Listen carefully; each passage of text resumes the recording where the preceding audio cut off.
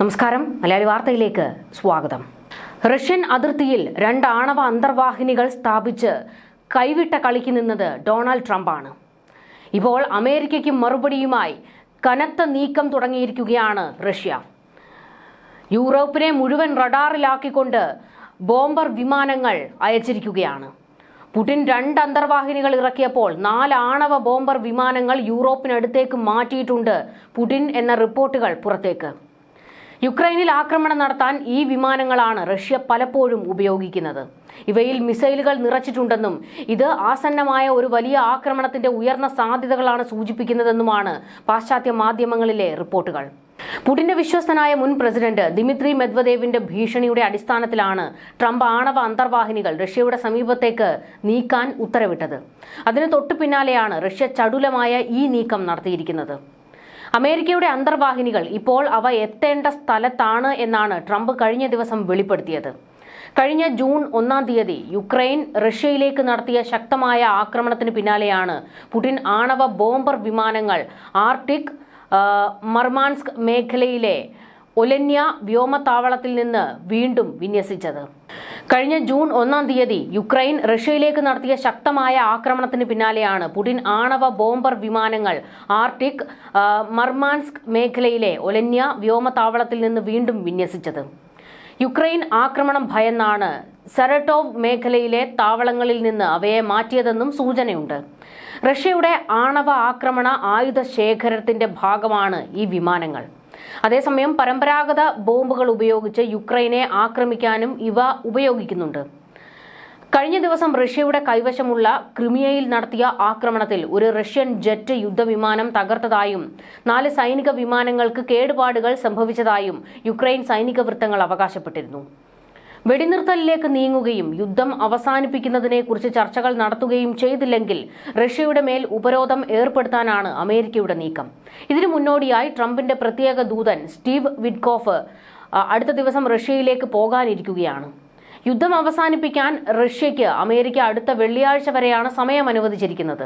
അതേസമയം സമീപ ദിവസങ്ങളിൽ റഷ്യ യുക്രൈനെതിരായ ആക്രമണങ്ങൾ ശക്തമാക്കിയിട്ടുണ്ട്. ഇത് ട്രംപിനുള്ള മറുപടിയാണ്. റഷ്യയുടെ ആക്രമണത്തിൽ 7 പേർ കൊല്ലപ്പെടുകയും 4 മാസം പ്രായമുള്ള ഒരു പെൺകുട്ടി ഉൾപ്പെടെ 13 പേർക്ക് പരിക്കേൽക്കുകയും ചെയ്തിരുന്നു. റഷ്യയുടെ ആണവായുധം എത്ര അപകടകരമാണെന്ന് ട്രംപ് ഓർക്കണമായിരുന്നു എന്നായിരുന്നു മെദ്വദേവിന്റെ പ്രസ്താവന. റഷ്യൻ ഫെഡറേഷന്റെ സെക്യൂരിറ്റി കൗൺസിൽ ഡെപ്യൂട്ടി ചെയർമാൻ കൂടിയാണ് മെദ്വദേവ് ഈ പ്രഖ്യാപനം നടത്തിയതിന് പിന്നാലെയാണ് ആണവ അന്തർവാഹിനികൾ റഷ്യയുടെ അതിർത്തിക്കടുത്തേക്ക് ട്രംപ് വിന്യസിപ്പിച്ചത്.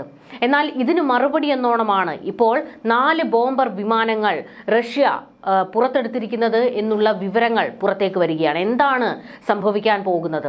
യുക്രൈനെ മാത്രമാണോ റഷ്യ ലക്ഷ്യം വെക്കുന്നത്, അതോ മൊത്തം യൂറോപ്പിനെയും പിടിച്ചടക്കാനുള്ള ഒരു നീക്കത്തിലേക്ക് പുടിൻ കടക്കുകയാണോ തുടങ്ങിയ ഒരുപാട് ചോദ്യങ്ങളാണ് ഉയരുന്നത്. റഷ്യ ഇസ്രയേലോ ഇറാനോ അല്ല. റഷ്യയ്ക്ക് മേലുള്ള ട്രംപിന്റെ ഓരോ ഭീഷണിയും യുദ്ധത്തിലേക്കുള്ള ചുവടുവെപ്പായിരിക്കുമെന്ന് മെദ്വദേവ് എക്സിൽ കുറിച്ചിരുന്നു. ഇതിന് പിന്നാലെ ട്രംപ് നടത്തിയ നീക്കം പക്ഷേ കൈവിട്ട കളി തന്നെയാണെന്ന് യുദ്ധവിദഗ്ധർ പറയുന്നു. കൂടുതൽ നീക്കങ്ങൾ ഇപ്പോൾ ശക്തമാക്കിയിട്ടുണ്ട് റഷ്യ.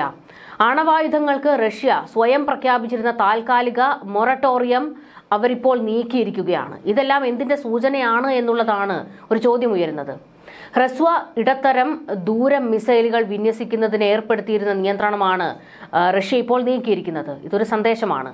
നാറ്റോ സ്വീകരിക്കുന്ന റഷ്യ വിരുദ്ധ നയത്തിനെതിരെയുള്ള ശക്തമായ ഒരു സന്ദേശം. ആണവായുധങ്ങൾ ഞങ്ങൾ വെറുതെ ശക്തി കാണിക്കാൻ വെച്ചിരിക്കുന്നതല്ല എന്നും വേണ്ടി വന്നാൽ എടുത്ത് പ്രയോഗിക്കുമെന്നുമാണ് ഇതിലൂടെ റഷ്യ പറഞ്ഞു വെക്കുന്നത്. ഇതൊരു പുതിയ യാഥാർത്ഥ്യമാണെന്നും കൂടുതൽ നടപടികൾ പ്രതീക്ഷിക്കുക എന്നും മെദ്വദേവ് പ്രതികരിച്ചിട്ടുണ്ട്. ഇതോടെ റഷ്യയുടെ ഭാവിയിലെ പ്രതിരോധ തന്ത്രങ്ങളെക്കുറിച്ചുള്ള ആശങ്കകൾ വർദ്ധിക്കുകയാണ് ചെയ്യുന്നത്. അമേരിക്കയെയും നാറ്റോ രാജ്യങ്ങളെയും കൂടുതൽ പ്രതിസന്ധികളിലേക്കാണ് റഷ്യയുടെ ഈ തീരുമാനം തള്ളിവിട്ടിരിക്കുന്നത്. ഒരാവേശത്തിന് ഇറങ്ങി പുറപ്പെടുകയും ചെയ്തു. എന്നാൽ അതിപ്പോൾ നാറ്റോ രാജ്യങ്ങളും റഷ്യയും തമ്മിലുള്ള നേരിട്ടുള്ള യുദ്ധത്തിലേക്കുള്ള വഴിയായി മാറിക്കൊണ്ടിരിക്കുകയാണ്. ഇത്രയും കാലം ആണവായുധങ്ങൾക്ക് റഷ്യ സ്വയം പ്രഖ്യാപിച്ചിരുന്ന നിയന്ത്രണങ്ങൾ എടുത്തു കളഞ്ഞതോടെ അത് ഭീകര പ്രത്യാഘാതങ്ങൾക്ക് വഴി തെളിച്ചേക്കുമെന്നാണ് യുദ്ധവിദഗ്ധർ പറയുന്നത്. 10 ദിവസത്തിനുള്ളിൽ യുക്രൈനുമായുള്ള യുദ്ധം അവസാനിപ്പിച്ചില്ലെങ്കിൽ കൂടുതൽ കടുത്ത താരിഫുകളും ഉപരോധങ്ങളും ഏർപ്പെടുത്തുമെന്നുള്ള ട്രംപിന്റെ ഭീഷണിയെ ഒരു തരത്തിലും മുഖവിലേക്ക് എടുക്കുന്നില്ല പുടിൻ. ഇത് ട്രംപിനെ വീണ്ടും ചൊടിപ്പിക്കുന്നുണ്ട്. അതായത് ഒരു തരത്തിലും അടിയറവ് പറയാൻ പുടിൻ തയ്യാറാകുന്നില്ല. ഇത് ട്രംപിനെ ലോകത്തിനു മുൻപിൽ നാണം കെടുത്തുന്നുണ്ട്.